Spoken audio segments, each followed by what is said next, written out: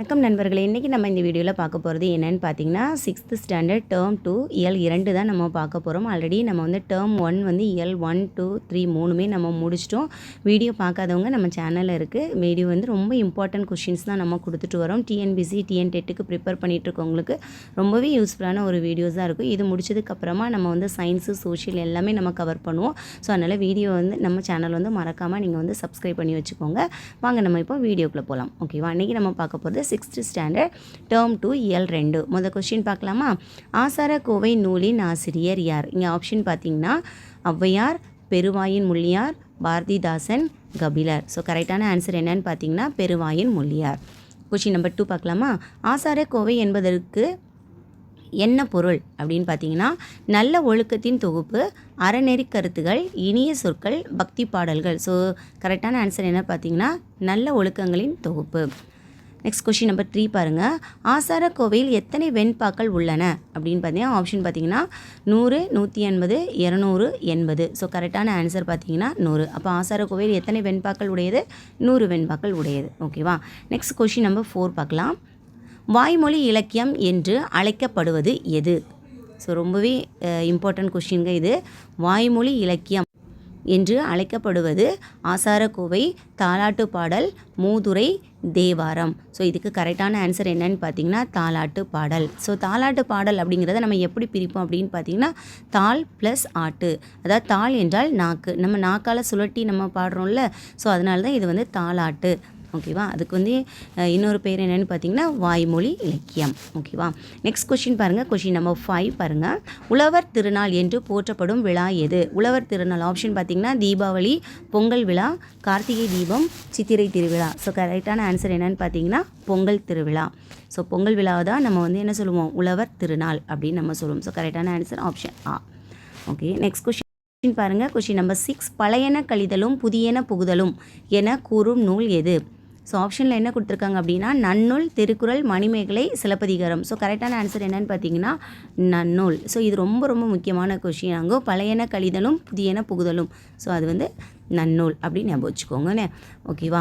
Next question number 7 பாருங்கள். மஞ்சு விரட்டு என்பது கீழ்கண்ட எவற்றை குறிக்காது அப்படின்னு கொடுத்துருக்காங்க. ஸோ ஆப்ஷன் ஆ பார்த்தீங்கன்னா மாடு பிடித்தல், ஜல்லிக்கட்டு, ஏறு தழுவுதல், குதிரை ஏற்றம். ஸோ இதுக்கான கரெக்டான ஆன்சர் என்னன்னு பார்த்தீங்கன்னா குதிரை ஏற்றம். ஸோ இதுதான் வந்து மஞ்சு விரட்டு அப்படிங்கிறதுக்கு வந்து கீழ்கண்டவற்றில் குறிக்காதது. அப்போது மீதி மூணுமே வந்து மஞ்சு விரட்டுக்கு ஆப்ஷனில் வரக்கூடியதான். மாடு பிடித்தல், ஜல்லிக்கட்டு, ஏறு தழுவுதல் இது எல்லாமே ஒரே பொருளை தரக்கூடியதான். ஓகேவா. நெக்ஸ்ட் கொஸ்டின் நம்பர் 8 பார்க்கலாமா? ஸோ ஆந்திரா, கர்நாடகா, மகாராஷ்டிரா ஆகிய மாநிலங்களில் அறுவடை திருநாள் எவ்வாறு கொண்டாடப்படுகிறது? ஸோ அதுதான் கொடுத்துருக்காங்க. ஆப்ஷன் பார்த்திங்கன்னா ஆப்ஷன் ஆ வந்து லோரி, மகா சங்கராந்தி, உத்தராயன், பொங்கல். ஸோ நமக்கு பொங்கல் வந்து நம்ம தமிழ்நாட்டோட அறுவடை திருநாள். அதே மாதிரி தான் ஆந்திரா, கர்நாடகா, மகாராஷ்டிராக்கெலாம் என்னென்ன ஃபெஸ்டிவல் வந்து கொண்டாடுறாங்க, அதாவது அறுவடை திருநாள் அப்படின்னா என்ன கொண்டாடுறாங்க அப்படின்னு பார்த்தீங்கன்னா ஆப்ஷன் வந்து மகா சங்கராந்தி. சரி, இது வந்து ஆந்திரா, கர்நாடகா, மகாராஷ்டிரா. அப்போ பஞ்சாப்ல என்ன நேமில் கொண்டாடுறாங்க அப்படின்னு பார்த்தீங்கன்னா லோரி. பஞ்சாப், பஞ்சத்தில் எல்லோரும் லோன்னு இருப்பாங்க அப்படின்னு ஞாபகம் வச்சுக்கோங்க. குஜராத், ராஜஸ்தான், குஜராஜ இந்த மாதிரி ரெண்டும் ஒரே மாதிரி இருக்குல்ல. ஸோ உத்தராயன். ஸோ அப்படி ஞாபகம் வச்சுக்கோங்க. ஓகேவா.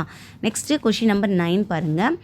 நரசிம்மவர்ம பல்லவன் எந்த சொல்லால் அழைக்கப்படுகிறார்?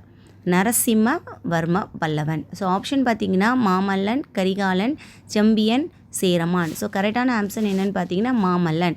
மல்லப்பொருள் சிறந்தவன் என்பதனால தான் அவருக்கு வந்து இந்த பெயர் வச்சுருக்காங்க. ஓகேவா. ஸோ கரெக்டான answer Mamallan. Next question number 10 பாருங்கள். மாமல்லபுரத்தில் உள்ள பஞ்சபாண்டவர் ரதங்கள் யாரால் உருவாக்கப்பட்டவை அப்படின்னு கேட்குறேன். இப்போவும் ரொம்ப ஃபேமஸாக இருக்கக்கூடியது மகாபலிபுரத்தில் பார்த்திங்கன்னா இந்த பஞ்சபாண்டவர் ரதம் தான். ஸோ அது வந்து யாரால் உருவாக்கப்பட்டது அப்படின்னு பார்த்திங்கன்னா மகேந்திரவர்ம பல்லவன், நரசிம்மவர்ம பல்லவன், ராஜராஜ சோழன், திருமலை நாயக்கார். அதாவது ஆப்ஷன் வந்து இந்த ரெண்டில் தான் ஏதாவது ஒன்றும், அதாவது மகேந்திரவர்மனா இல்லை நரசிம்மவர்ம பல்லவனா. ஏன்னா பல்லவர் காலத்தில் கட்டினது தான் அந்த மாமல்லபுரம். ஸோ அதுப்போ இதில் கரெக்டான ஆன்சர் என்னன்னு பார்த்தீங்கன்னா நரசிம்மவர்ம பல்லவன். ராஜராஜ சோழன் அப்படிங்கிறது வந்து அந்த ஆப்ஷனில் நமக்கு வந்து பார்த்ததுமே தெரிஞ்சிடும் இது கிடையாது அப்படிங்கிறது. அப்போ கரெக்டான ஆன்சர் என்னன்னு பார்த்தீங்கன்னா நரசிம்மவர்ம பல்லவன். ஓகேவா. ஸோ நெக்ஸ்ட் கொஸ்டின் நம்பர் 11 பாருங்கள். சிற்பக்கலை எத்தனை வகைப்படும்? சிற்பக்கலை எத்தனை வகைப்படும்? ஆப்ஷன் பார்த்தீங்கன்னா 2, 3, 4, 5. ஸோ கரெக்டான ஆன்சர் பார்த்தீங்கன்னா 4 வகைப்படும். சிற்பக்கலை எத்தனை வகைப்படும்? 4 வகைப்படும்.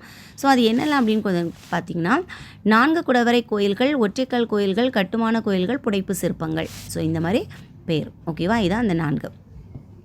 அடுத்தெல்லாம் மயங்கொலி எழுத்துக்கள் எத்தனை? மொத்தம் எத்தனை வகைப்படும் அப்படின்னு கொடுத்துருக்காங்க. Question number 12.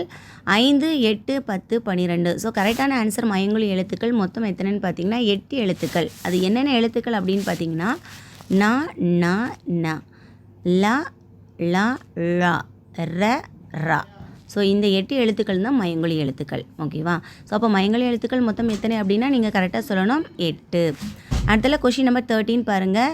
நாவின் நுனி மேல்வாய் அன்னத்தின் நடுப்பகுதியை தொடுவதால் பிறப்பது எது? நாவின் நுனி மேல்வாய் அன்னத்தின் நடுப்பகுதியை தொடுவதால் இந்த வேர்டு தான் இதில் ரொம்ப முக்கியம். நடுப்பகுதியை தொடுவதால் பிறப்பது எது? ந, ந, ந. ஸோ அந்த 3 ஆப்ஷனில் வந்து கரெக்டான ஆப்ஷன் பார்த்திங்கன்னா 3 சுழி நா. ஸோ இதுதான் கரெக்டான ஆன்சர், நடுப்பகுதியை தொடுறது. ஓகேவா? ஸோ அடுத்த கொஷின் நம்பர் 14 பாருங்கள். பொருள் வேறுபாடு அறிக. ஏரி, ஏரி. ஸோ 2 கொடுத்துருக்காங்க. ஸோ இதோட பொருள் வேறுபாடு என்ன பார்த்திங்கன்னா ஏரி அப்படின்னா குளம், ஏறி செல்லுதல் அது வந்து மேலே செல்வது. ஸோ இதுதான் ஆப்ஷன் ஆ தான் கரெக்டு. ஓகேவா? முக்கிய குறிப்புகள் என்ன கொடுத்துருக்காங்க அப்படின்னு பார்த்தீங்கன்னா போகி பண்டிகை முன்னாளில் இதுக்கு வந்து இந்திர விழா என கொண்டாடப்படுகிறது. அப்போ இந்திர விழா அப்படின்னா முன்னாளத்தில் அது என்னது? போகி பண்டிகை. அடுத்தல அர்ஜுனன் தபசு. இங்குள்ள பாறைகளில் வடிவமைக்கப்பட்டுள்ள சிற்பங்கள் புடைப்பு சிற்பங்கள் என அழைக்கப்படுகின்றன. பாறைகளில் வடிவமைக்கப்பட்டுள்ள சிற்பங்களுக்கு பேர் வந்து புடைப்பு சிற்பங்கள்.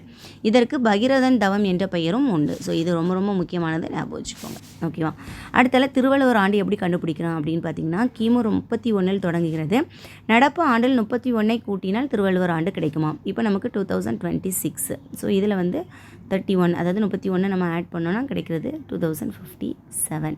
ஸோ அப்போது இதுதான் திருவள்ளுவர் ஆண்டு அப்படிங்கிறத நம்ம கால்குலேட் பண்ணணும். ஓகேவா? நடப்பு ஆண்டில் இருந்து 31 நம்ம வந்து ஆட் பண்ணால் என்ன கிடைக்குதோ அதுதான் நமக்கு வந்து திருவள்ளுவர் ஆண்டு. ஓகேவா? ஸோ கண்டிப்பாக உங்களுக்கு இந்த வீடியோ பிடிச்சிருக்குன்னு நினச்சிருக்கேன். இந்த வீடியோ பிடிச்சிருந்தா நமக்கு மறக்காமல் நம்ம சேனலை சப்ஸ்கிரைப் பண்ணி வச்சுக்கோங்க. நெக்ஸ்ட் இன்னொரு வீடியோவில் பார்க்கலாம். நன்றி, வணக்கம்.